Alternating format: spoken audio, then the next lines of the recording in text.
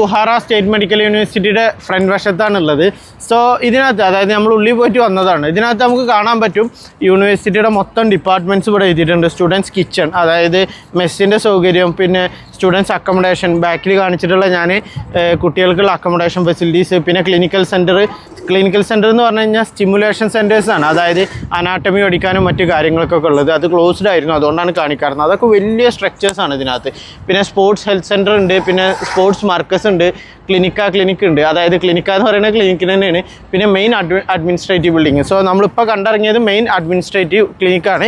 ഇനി നമ്മൾ സ്പോർട്സ് സെൻറ്ററിലോട്ടും പിന്നെ അക്കാഡമിക് ക്ലിനിക്ക്, അതായത് യൂണിവേഴ്സിറ്റിയുടെ ക്ലിനിക്കൽ സെൻറ്ററിലോട്ടുമാണ് നമ്മൾ യാത്ര ചെയ്യുന്നത്. നമുക്ക് ഇതിനകത്ത് വളരെ ഹാപ്പി, അതായത് ബുഹാറയുടെ ഒരു പ്രത്യേകത എന്താണെന്ന് പറഞ്ഞു കഴിഞ്ഞാൽ താഷ്കണ്ടിനെ കമ്പയർ ചെയ്യുമ്പോൾ ഒന്നുകൂടി പീസ്ഫുൾ അറ്റ്മോസ്ഫിയർ ആണ്.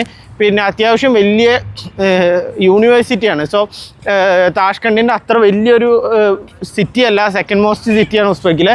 സോ അതുകൊണ്ട് തന്നെ വലിയ യൂണിവേഴ്സിറ്റിയാണ്. പക്ഷേ അത്ര കണ്ടിട്ട് എന്തില്ല തിരക്കോ മറ്റു കാര്യങ്ങളോ, അതായത് ഒരു പേഷ്യൻസും മറ്റു കാര്യങ്ങളൊക്കെ ഉണ്ട്. പക്ഷെ ഒരു പീസ് അറ്റ്മോസ്ഫിയർ ആണ് മൊത്തത്തിൽ ഇവിടെ.